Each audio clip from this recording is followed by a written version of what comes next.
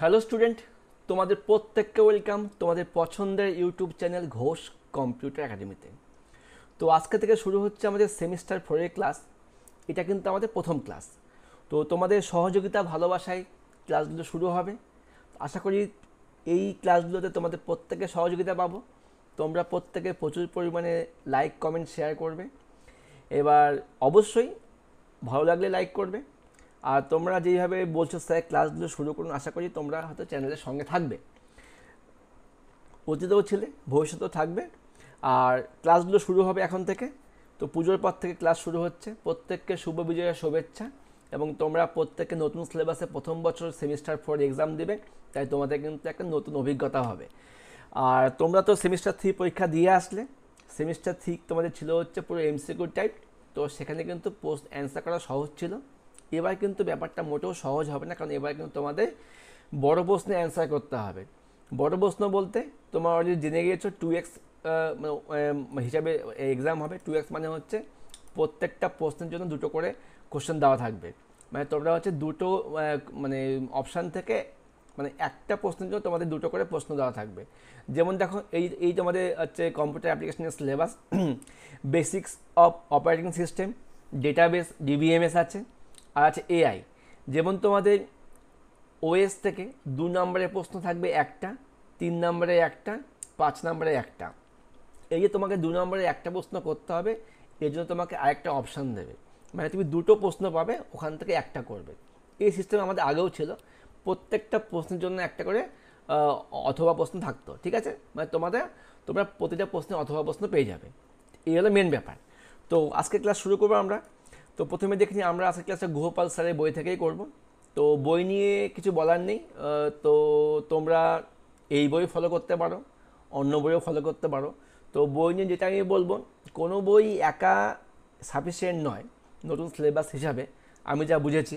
তো তোমরা চাইলে যদি পাশাপাশি বন্ধু বান্ধব থাকো, তোমরা দু রকমের বই ফলো করতে পারো, ঠিক আছে? যাতে তোমরা ওটা শেয়ার করতে পারো। এটা আমার ওপিনিয়ন বলছি আমি, ঠিক আছে? বই নিয়ে এটুকু বলার ছিল। তো আমার যখন যেই বই থেকে মনে হবে প্রয়োজন, আমি সেই বই থেকে পড়াবো। তো আপাতত প্রথম চ্যাপ্টারটা আমি গুহপাল বই স্যারের বই থেকে পড়াচ্ছি।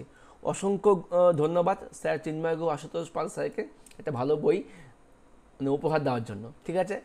আচ্ছা, এবার চলে আসছি আমরা সিলেবাস তো আমরা দেখে নিয়েছি। আমাদের এখানে ইউনিট 1-এ আছে বেসিক্স অফ ওএস। তো আমরা কিন্তু এখন অবধি আমাদের কোনো প্লেলিস্ট তৈরি হয়নি। এই ভিডিও থেকে প্লেলিস্ট তৈরি হবে। আর আশা করি ভবিষ্যতে যতক্ষণ না পর্যন্ত সিলেবাস চেঞ্জ হচ্ছে, এই ভিডিও তোমাদের চলবেই। ওকে, আচ্ছা। তো ইউনিট 1 আমরা শুরু করছি। আর তোমাদের তো আগে বলাই আছে ইউনিট 2 আর ইউনিট 2-এ কিন্তু দুটো পার্টের ভিডিও কিন্তু আমাদের অলরেডি বানানো ছিলই প্রিভিয়াস সিলেবাসে। তোমরা প্লেলিস্ট থেকে যতক্ষণ না নতুন ভিডিওগুলো আসছে, তোমরা কিন্তু চাইলে পরে এই যে কোথায় গেল আমাদের ডিবিএমএস এর এই যে এসকিউএল পার্টটা আর ডিবিএমএস পার্টটা তোমরা দেখে নিতে পারো। এসকিউএল আর ডিবিএমএস, ঠিক আছে? তো দেখতে পারো, অনেকটাই মিল আছে, ঠিক আছে? এক্সট্রাগুলো নতুন ভিডিও আসবেই, ঠিক আছে? আচ্ছা, এইটুকু বলার ছিল এখানে সিলেবাস থেকে। তো আমরা যদি ওএসটা শুরু করি, ওএস কিন্তু আচ্ছা প্রথমে কিন্তু আমাদের ওএস ছিল না। এটা কিন্তু আমাদের এই বছর জানুয়ারি মাসে সিলেবাস চেঞ্জ হয়েছে, তখন কিন্তু আমাদের ওএসটা ইনক্লুড হয়ে গেছে, ঠিক আছে? তোমরা অনেকে প্রথমে কমেন্ট করছিলে স্যার ওএস তো সিলেবাসে নেই, কিন্তু ওএস তোমার সিলেবাসে আছে। আচ্ছা, আর ওএস পার্টটা খুবই সহজ, মানে সহজ বলতে একটু মানে গভীরে অনেক ব্যাপার আছে। তো পড়তে হবে, পড়লে পরে তোমরা অবশ্যই ভালো অ্যান্সার করতে পারবে। আচ্ছা, এবার দেখো এই যে আমাদের ওএস যে পার্টটা আছে, যেখান থেকে আমাদের মোট কত নম্বরের প্রশ্ন আসবে, 10 মার্কসের প্রশ্ন আসবে। এই ওএস পার্টটাকে আবার এই গুহপাল স্যারের বইতে কিন্তু 4টা অধ্যায়ে ভাগ করে দেওয়া আছে। ভালো করে দেখো, 4টা অধ্যায়ে ভাগ করে দেওয়া আছে, ঠিক আছে? এই 4টা অধ্যায় থেকে আমরা আজকে প্রথম অধ্যায় শুরু করব। ওকে, আচ্ছা, যদি আমরা সিলেবাসটা দেখে নিই, এই প্রথম অধ্যায়ের সিলেবাসটা, এই আমাদের সিলেবাস। প্রথম অধ্যায়ে আমাদের কী আছে, ডেফিনেশন আছে, মানে ওএস কী আছে, ওএসএ ফাংশন আছে, ওএসএ বিভিন্ন টাইপগুলো আছে। এই টাইপগুলোর মধ্যে আমাদের পড়তে হবে batch processing, multi programming, time sharing, multi processing এবং ডিস্ট্রিবিউটেড এবং রিয়েল টাইম অপারেটিং সিস্টেম। এইটুকু নিয়ে কিন্তু আমাদের চ্যাপ্টার 1টা আছে। তো দেখে এইটুকু মনে হলো প্রতিটা পার্টের সঙ্গে কিন্তু অনেকগুলো লিঙ্ক জড়ে আছে। কোনটা টাইপ কি, কাজ কি, ফাংশন কি, সুবিধা অসুবিধা অনেক কিছু মিলে কিন্তু এই একটা চ্যাপ্টার তৈরি হয়েছে। সেই কারণেই আমাদের দেখবে এই স্যারের বই থেকে প্রথম চ্যাপ্টারে কিন্তু পেজ নাম্বার দেওয়া আছে, 1 থেকে 15টা পেজ দেওয়া আছে, তাহলে আমাদের 15টা পেজ শেষ করতে হবে, ঠিক আছে। তো ফার্স্ট ক্লাস, ফার্স্ট ভিডিও তোমরা দেখতে থাকো। এই হচ্ছে আমাদের প্রথম চ্যাপ্টার, ঠিক আছে। নামটা কি? নামটা হচ্ছে অপারেটিং সিস্টেমের মূল বিষয়গুলি, তার মানে বেসিক্স অফ অপারেটিং সিস্টেম। আমি তোমাদের বই থেকে ডিটেলসে পড়াবো যাতে তোমাদের কনসেপ্ট ক্লিয়ার হয়। আমি কিন্তু এই কাজটাই করে আসি। আর কেউ অন্তত বলবেন না স্যার নোটস শেয়ার করুন, পিডিএফ দিন। আমি কখনো নোট শেয়ার করি না, তোমাদেরকে বইটা ভালো মতো পড়তে হবে, ঠিক আছে। তো আমি তোমাদের কিছু নোটস মানে অনস্ক্রিন দেখাবো, যেগুলো তোমরা এখানে নোট বানাতে পারো। তো তোমাদের মেনলি বইটাই পড়তে হবে। আর অবশ্যই এই চ্যাপ্টারের শেষ থেকে যে অনুশীলনী প্রশ্নগুলো আছে ওগুলোও তোমাদের কিন্তু এই পড়ার মধ্যে সলভ হয়ে যাবে। তোমরা প্রত্যেকে বই নাও বা বই জেরক্স করে নাও বা বন্ধুদের থেকে বই নাও, অবশ্যই অনুশীলনী প্রশ্নগুলো সলভ করবে, ঠিক আছে। আচ্ছা, এখান থেকে আমাদের প্রথম প্রশ্ন আসতে পারে যে অপারেটিং সিস্টেম জিনিসটা কী। দেখো আমি আমার নোটস শেয়ার করছি, এখানে কিছু সংজ্ঞা দেওয়া আছে। কি দেওয়া আছে? ইহা হলো একটি অপরিহার্য সিস্টেম সফটওয়্যার যা কম্পিউটারের হার্ডওয়্যার ও সফটওয়্যারের মধ্যে যোগাযোগকারী হিসাবে কাজ করে এবং ব্যবহারকারী থেকে কম্পিউটারের মধ্যে যোগসূত্র তৈরি করে। এর মানের ব্যাপারটা কি? তো ওএস হচ্ছে একটা মেন, আমি যে কথা বলছি আমার মধ্যে প্রাণটা আছে, প্রাণটা হচ্ছে মানুষের ওএস, প্রাণটাই কিন্তু আমাকে কথা বলাচ্ছে। একইভাবে কম্পিউটার কিন্তু অ্যাক্টিভ তখনই হয় যখন ওটার মধ্যে অপারেটিং সিস্টেম থাকবে। তুমি তোমার ফোনটা ঘাঁটছো, মনে করো তোমার হচ্ছে ফোনের মধ্যে তোমার সফটওয়্যারই নেই, তোমাকে ফোন কি অন হবে? নিশ্চয়ই তোমার ফোন কিন্তু অন হবে না। তো ফোনের মধ্যে তোমাদের কিন্তু সফটওয়্যার ভরতে হবে, ঠিক আছে। ওই সফটওয়্যারটা হচ্ছে ওএস। তুমি যদি ফোনটাকে সুইচ অফ করে অন করো, দেখবে তোমার একটা লেখা দেখায়, বা সুইচ অফ থেকে অন হতে কিন্তু কিছু টাইম নেয়। ওই টাইমটা কিন্তু অপারেটিং সিস্টেমের কারণেই হচ্ছে। তাহলে মধ্যে কথা অপারেটিং সিস্টেমের মেন কাজটাই হচ্ছে কম্পিউটার বা ফোনকে হচ্ছে অ্যাক্টিভ করা, যাতে আমরা ওইটাকে ব্যবহার করতে পারি। কারা ব্যবহার করবে? আমরা, আমাদেরকে বলা হবে ইউজার। তো আমাদের সাথে কম্পিউটার বা হার্ডওয়্যার একটা লিঙ্ক তৈরি করছে। সেই কারণে সংজ্ঞাটা কী বলছে? ইহা হলো একটি অপরিহার্য সিস্টেম সফটওয়্যার যা কম্পিউটারের হার্ডওয়্যার এবং সফটওয়্যারের যোগাযোগকারী হিসাবে কাজ করে এবং ব্যবহারকারী থেকে কম্পিউটারের মধ্যে যোগসূত্র তৈরি করে। এটা হচ্ছে অপারেটিং সিস্টেম। এবার তোমরা প্রত্যেকে অপারেটিং সিস্টেমের নাম শুনেছো। যখন তোমরা কম্পিউটারকে অন করো কী লেখা দেখায়? উইন্ডোজ। উইন্ডোজটা কি? Operating system. একইভাবে কম্পিউটারের ক্ষেত্রে উইন্ডোজ আছে, ভিস্তা আছে, লিনাক্স আছে। মোবাইলের ক্ষেত্রে কী আছে? অ্যান্ড্রয়েড আছে, iOS আছে, তোমরা জানোই এগুলো। যদি বলে উদাহরণ দাও অপারেটিং সিস্টেমে কী হবে উদাহরণ? MS DOS, উইন্ডোজের কী কী ভার্সনগুলো আছে? 95, 98, 2000, NT, XP, ভিস্তা, 2007, 2010, 11 আমাদের হচ্ছে উইন্ডোজের লেটেস্ট ভার্সান। তারপরে ইউনিক্স, লিনাক্স ইত্যাদি। এছাড়াও আছে অ্যান্ড্রয়েড এবং iOS। এই হচ্ছে অপারেটিং সিস্টেমের মেন বিষয়। আশা করি বুঝতে পেরেছো। এটা যদি আমরা বই থেকে পড়তাম, তা বইয়ে খুব সুন্দর দেওয়া আছে যে সিস্টেম সফটওয়্যার কম্পিউটারে ব্যবহৃত বিভিন্ন ইলেকট্রনিক যন্ত্রগুলিকে সচল করে, তাদের কাজ নিয়ন্ত্রণ করে, পর্যবেক্ষণ করে, তত্ত্বাবধান করার মাধ্যমে অ্যাপ্লিকেশান সফটওয়্যারের চাহিদা পূরণ করে এবং ব্যবহারকারীকে তার চাহিদা অনুযায়ী ফলাফল পেতে সাহায্য করে, তাকে বলা হয় অপারেটিং সিস্টেম। এখানে কিন্তু দেখো এই সঙ্গে আমাদের কিন্তু কাজগুলো হয়ে গেল। যদি প্রশ্ন করি অপারেটিং সিস্টেমে কী কাজ আছে, তোমার বলে দেবে বিভিন্ন যন্ত্রাংশগুলি কাজ নিয়ন্ত্রণ করে, তাদেরকে দেখাশোনা করে, তত্ত্বাবধান করে এবং অ্যাপ্লিকেশান সফটওয়্যারের চাহিদা পূরণ করে। এটাই হচ্ছে অপারেটিং সিস্টেমের কাজ, ঠিক আছে। আচ্ছা, যেমন দেখো এখানে কি একটা ছবি দেওয়া আছে, ইউজার 1, ইউজার 2, ইউজার n, অসংখ্য ইউজাররা আছে, এখানে সফটওয়্যার আছে, এখানে হার্ডওয়্যার আছে। অপারেটিং সিস্টেম কী করছে? এদের মধ্যে লিঙ্ক তৈরি করছে। আমার সাথেও লিঙ্ক করছে সফটওয়্যারের সঙ্গে লিঙ্ক করছে হার্ডওয়্যারে, মানে ও মাঝখানে বসে লিঙ্ক করে দিচ্ছে। এই হলো অপারেটিং সিস্টেম। এবার আমাকে জানতে হবে অপারেটিং সিস্টেমের কিছু মৌলিক কাজগুলো কী কী আছে। আচ্ছা, এই মৌলিক কাজ জানার আগে আমি আগে জানবো যে অপারেটিং সিস্টেম মেনলি কী কী কাজ করছে। আমি আমার নোটস থেকে তোমায় দেখাচ্ছি। অপারেটিং সিস্টেমের কাজগুলি লেখো। কী কী কাজ করে? কম্পিউটার ও ব্যবহারকারীর মধ্যে যোগসূত্র তৈরি করে, অবশ্যই এটা হলো মেন কাজ। লিঙ্ক তৈরি করবে, আমার সাথে কম্পিউটার লিঙ্ক তৈরি করবে। ইনপুট আউটপুট ডিভাইসগুলির মধ্যে নিয়ন্ত্রণ করে। এই যে আমি যে কিবোর্ড লাগাচ্ছি, মাউস লাগাচ্ছি, মাউস নড়লে যে তীরটা নড়বে, মাউসে ক্লিক করলে যে গানটা প্লে হবে, এই কাজটা কিন্তু অপারেটিং সিস্টেম বলে দিচ্ছে যে এই কাজটা করলে এই কাজটা হবে। আমার গায়ে মশা বসলে আমি থাপ্পড় মারলাম, আমাকে মাথা বলছে, ওএস বলছে তুমি থাপ্পড়টা মারো, ঠিক আছে। এই হলো ব্যাপার। নাম্বার 3, হার্ডওয়্যার ও সফটওয়্যার যোগসূত্রের কোনো রূপ অসঙ্গতি দেখা দিলে সেটা ব্যবহারকারীকে তুলে ধরে। মনে করো আমি হয়তো মাউসটা আমার কাজ করছে না, বা আমি ক্লিক করছি হ্যাং হয়ে যাচ্ছে, সঙ্গে সঙ্গে একটা কিন্তু মেসেজ শো করে, তো এটা কিন্তু ওএস করছে যে তোমার ডিভাইসটা কাজ করছে না। তারপরে পয়েন্ট কী বলছে, কম্পিউটারের মেমোরিকে পরিচালনা করে, মেমোরিকে ও চালনা করছে, মেমোরি কোন জায়গায় কতখানি, কোন সফটওয়্যার কোথায় ইনস্টল হবে, মেমোরির জায়গার প্রয়োজন কিনা, জায়গা মানে বাড়লো কিনা, জায়গা বাকি আছে কিনা, এই কাজটা করে। তারপরে পয়েন্ট কি, কম্পিউটারের সমস্ত কাজকর্মগুলিকে অগ্রাধিকারের ভিত্তিতে নিয়ন্ত্রণ করে, মানে কোন কাজটা আগে হবে কোন কাজটা পরে হবে এটা কিন্তু ও ঠিক করে দিচ্ছে। আর লাস্ট পয়েন্ট কি আছে, বিভিন্ন তথ্যের সমন্বয় সাধন করে। এই হচ্ছে অপারেটিং সিস্টেমের কাজগুলো, যেটা মানে বেসিক কাজ। এবার আমাদের বইতে দেওয়া আছে কি, ফাংশনস অফ অপারেটিং সিস্টেম বা বেসিক অপারেটিং সিস্টেমে কী কী আছে, মৌলিক কাজগুলো কী কী আছে। তো এখানে যেটা পয়েন্ট করে দিয়েছে কি, প্রসেস ম্যানেজমেন্ট করে, মেমোরি ম্যানেজমেন্ট করে, ফাইল ম্যানেজমেন্ট করে, ইনপুট আউটপুট ম্যানেজমেন্ট করে, এটা আই আর ও হবে, হ্যাঁ। ইউজার ইন্টারফেস, আমাদের জন্য একটা ইন্টারফেস তৈরি করছে, একটা জায়গা তৈরি করছে। আর সিকিউরিটি ও প্রোটেকশন, এটা কিন্তু হচ্ছে 6টা কাজ দিয়েছে, মৌলিক কাজ। এই 6টা কাজ থেকে আর বিভিন্ন প্রশ্ন দেখলাম তোমাদের অনুশীলনীর মধ্যে দেওয়া আছে। যেমন প্রশ্ন কী আছে, কী করে প্রসেস ম্যানেজমেন্ট করছে ওএস, অপারেটিং সিস্টেমে মেমোরি ম্যানেজমেন্ট বুঝিয়ে দাও, কী করে একটা অপারেটিং সিস্টেম মেমোরিকে ম্যানেজ করছে। এই ধরনের প্রশ্ন আমাদের আসছে, 2 মার্কসের প্রশ্ন আসতে পারে। আবার এরকম প্রশ্ন আসতে পারে, অপারেটিং সিস্টেমের মৌলিক কাজগুলো কী কী, এর মধ্যে 2টি কাজকে বর্ণনা করো, 5 নম্বরের প্রশ্ন আসতেই পারে।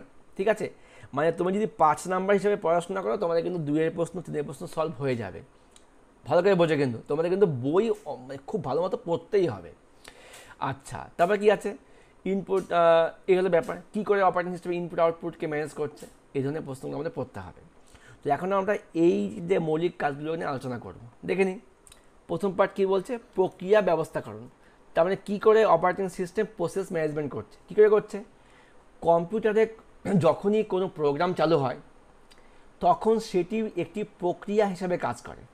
অবশ্যই আমি একটা গেম খেলছি, তার মানে একটা কাজ চলছে, সেই সমস্ত প্রক্রিয়াগুলি কার্যক্রম সঠিকভাবে চালনা করছে কে হচ্ছে, বলা হচ্ছে প্রক্রিয়া ম্যানেজমেন্ট বা প্রসেস ম্যানেজমেন্ট। ঠিক আছে, যেমন কী করছে, একটা প্রসেস তৈরি করছে, তাকে পর্যবেক্ষণ করছে, প্রক্রিয়াটা কখন শেষ হলে প্রসেসটা বন্ধ করে দিচ্ছে। মানে মনে করে আমার হচ্ছে মেমোরি তো আছে 1 GB আছে, তো আর যখন আমি একটা গেম খেলছি আমার তো মেমোরি তো কিছু ইউজ হচ্ছে, যখনই আমি গেমটা বন্ধ করলাম তখন কিন্তু মেমোরি ইউজটা বন্ধ হয়ে গেলো, তার মানে তখন কিন্তু আমার মেমোরিটা ফাঁকা হয়ে গেল।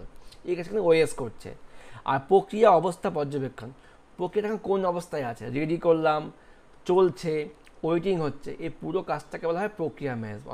অর্থাৎ কী হলো, একটা প্রোগ্রাম চালু করার পর প্রোগ্রামটা শুরু করা, বন্ধ করা, থামিয়ে দেওয়া, ওয়েটিং হওয়া, এই পুরো কাজটা হচ্ছে প্রক্রিয়া ম্যানেজমেন্ট। ক্লিয়ার।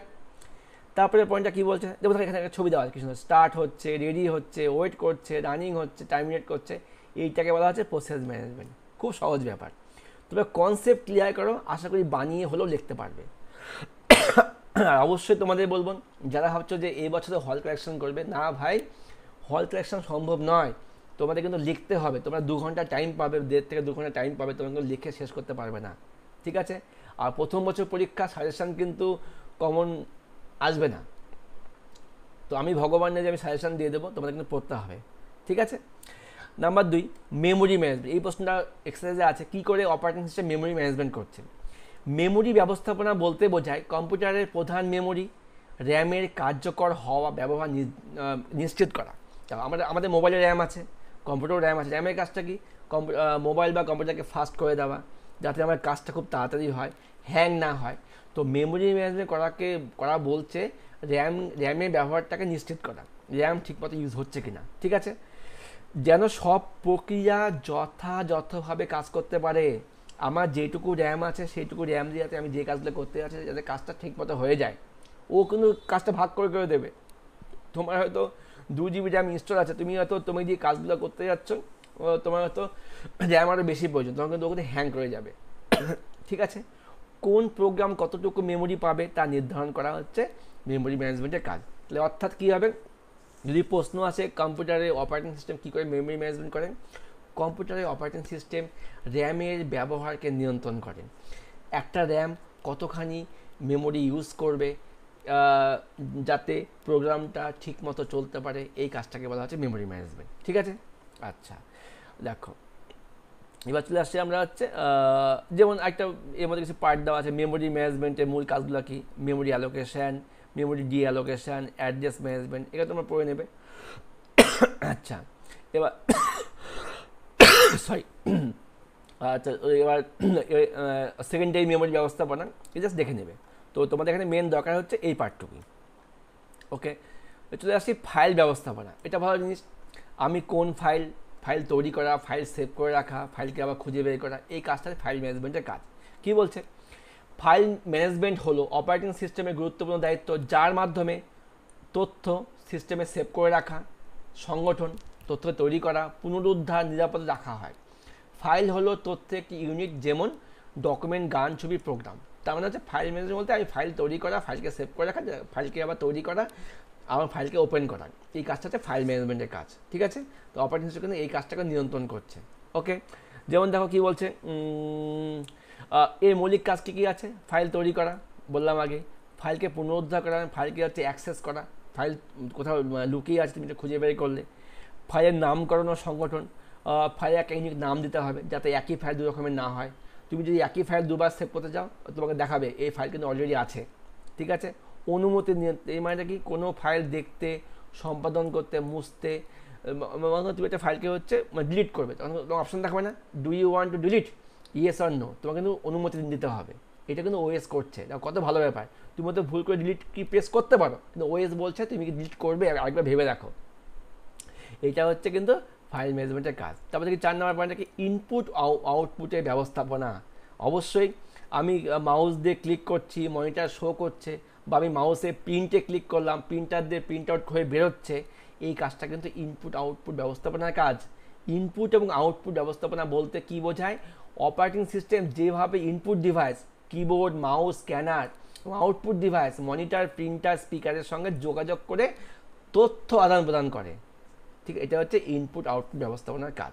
ওকে, আচ্ছা, এবার দেখবো হচ্ছে এর মধ্যে কী কী দিয়েছে মূল কাজ কি, ডিভাইস ড্রাইভার পরিচালনা করা। আমি একটা নতুন প্রিন্টার ইনস্টল করলাম, তার জন্য আমাকে ডিভাইস ড্রাইভার ইনস্টল করতে হবে, কারণ প্রিন্টার তো একা কাজ করতে পারবে না। প্রিন্টার কিনলাম, কেবল লাগালাম, কাজ করে যাবে না, তার জন্য কিছু আমাকে সফটওয়্যার ইনস্টল করতে হবে।